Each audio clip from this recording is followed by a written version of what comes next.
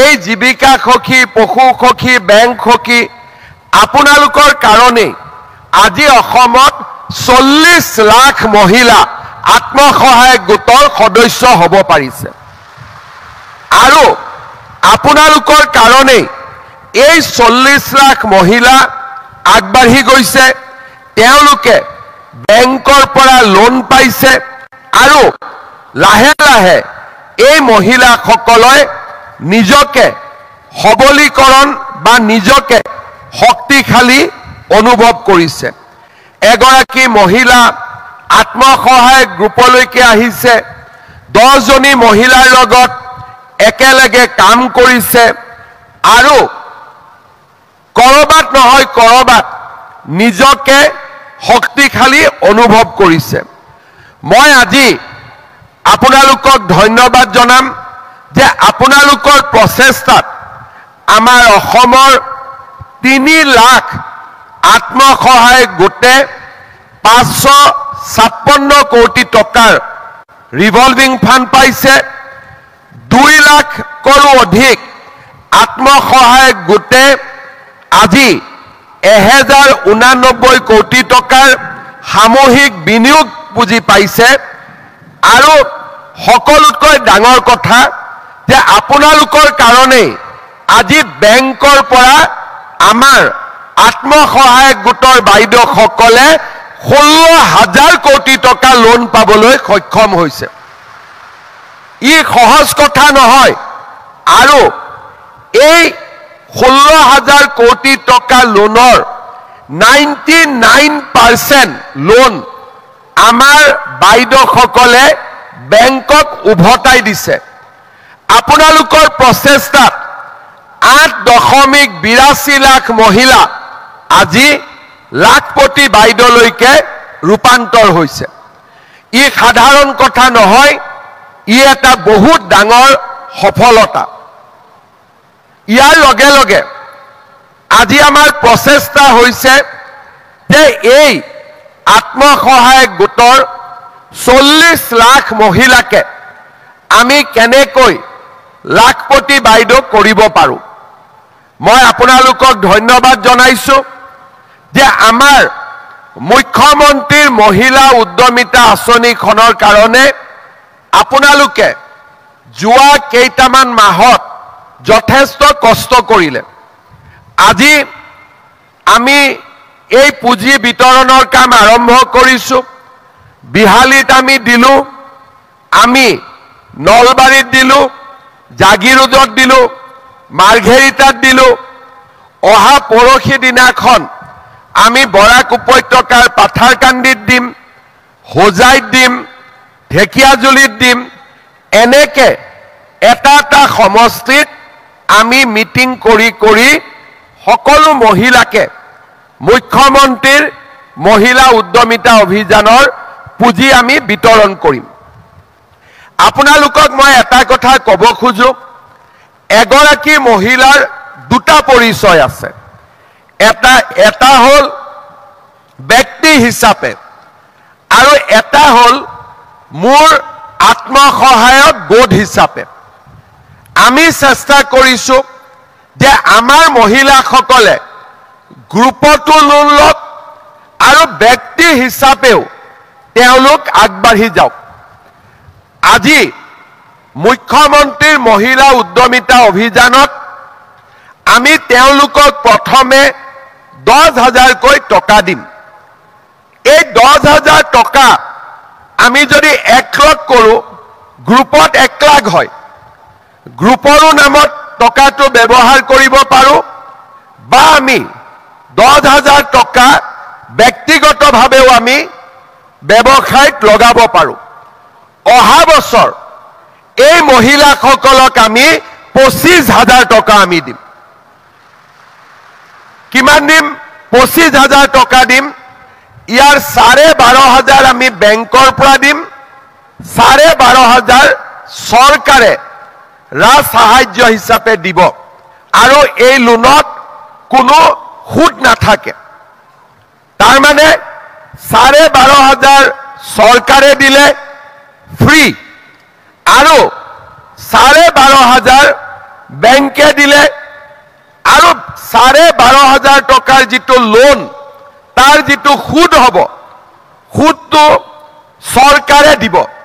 অৰ্থাৎ মহিলাসকলে দিব নালাগে জীৱিকা সখী বাইদেউসকলে কিমান পাব এইবাৰ পাইছে 15,000 আৰু অহাবাৰ জীৱিকা সখী বাইদেউসকলে পাব 40,000 এই 40,000ৰ 20,000 বেংকৰ লোন হ'ব 20,000 আমি দিম আৰু 1 টকাৰো সুদ আপোনালোকে দিব নালাগে তাৰ মানে আমি জীৱিকা সখী বাইদেউ আৰু গ্ৰুপ আৰু ব্যক্তিগতভাৱে আইসকল সকলোকে আমি আগবঢ়াই নিব খুজিছো কিন্তু মই এটা কথা আপোনালোকক কম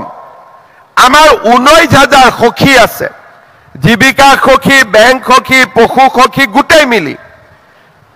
মোক অফিসে কৈছে যে 14,000 মহিলাক আমি জীৱিকা সখীক মহিলা উদ্যমিতাৰ টকা দিব পাৰিম বাকি 4,000ক নোৱাৰো মই কলো কিয় নোৱাৰে বোলে নহয় তেওঁলোকৰ বাচ্চা 3টাতকৈ বেছি আছে নেকি কাবাৰ 3টাতকৈ বেছি এতিয়াতো কাৰ আছে কলেও হাতটো উঠাব নে উঠাব নেকি হাতখন কাৰ নাই হাত উঠাওক 3টাতকৈ বেছি হেতুত সবে হাত উঠাইছে ঠিক আছে এতিয়া মই এটা কথা কব খুজো যাৰ হৈ গল তাতো হৈ গল মই কব নোখোজো আল্লাহ দিছে হেতুত মোৰ কবলগে একো নাই দি দিলে ঠিক আছে কিন্তু আমাৰ জীৱিকা সখী বেংক সখী পশু সখী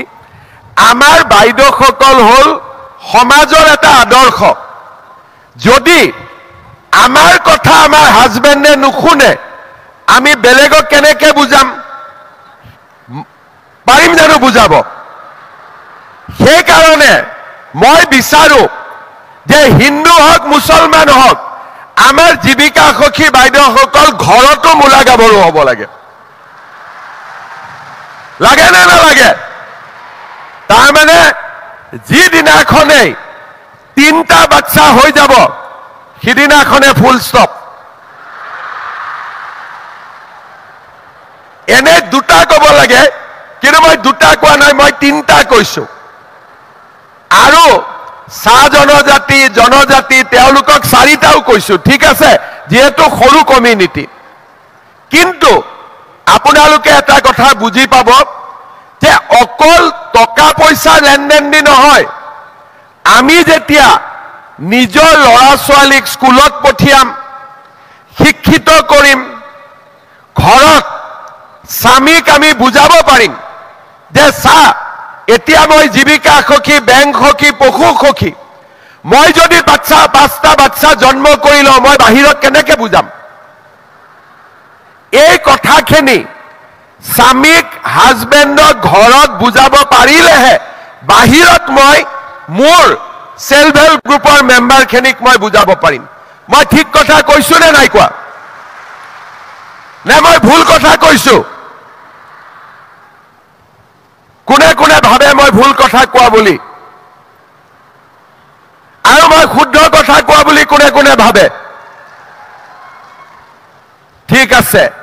আৰু এটা বস্তু আপোনালোকে চাব গ্ৰুপৰ মাসকল বা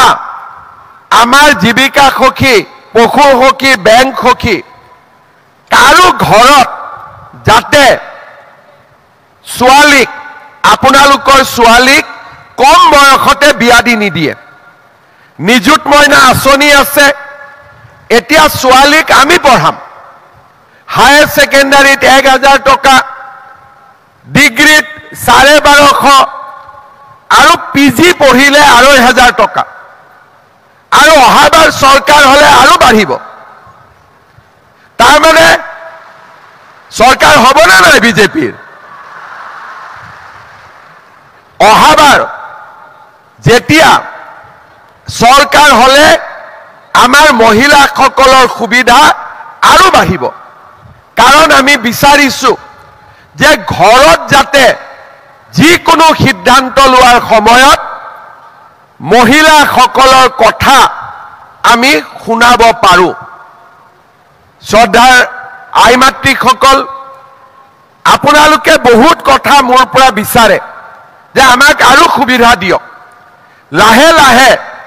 এই বছৰ আমি মহিলা উদ্যমিতাৰ 15,000 টকা পালোঁ, স্কুটিখনত আমি 50,000 টকা পালোঁ। এতিয়া মই আপোনালোকক সুধিব খুজিছোঁ, অৰুণোদয় আঁচনিত কাৰ কাৰ নাম আহিছে? হাত দাঙক। হাতটো দাঙিলে আঁচনিখনৰ পৰা নামটো কাটা নাযায়, আপোনালোকে হাতটো দাঙিব পাৰে। হাত দাঙক, কাৰ কাৰ নাম আহিছে? কোনে কোনে অৰুণোদয় পোৱা নাই আপোনালোকে হাত দাঙক। আচ্ছা, মই আজিয়ে আমাৰ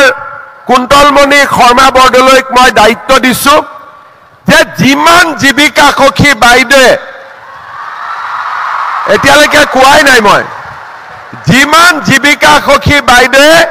অৰুণোদয় পোৱা নাই, আমি ডাইৰেক্টলি আপোনালোকক অৰুণোদয় দি দিম। হ'ব?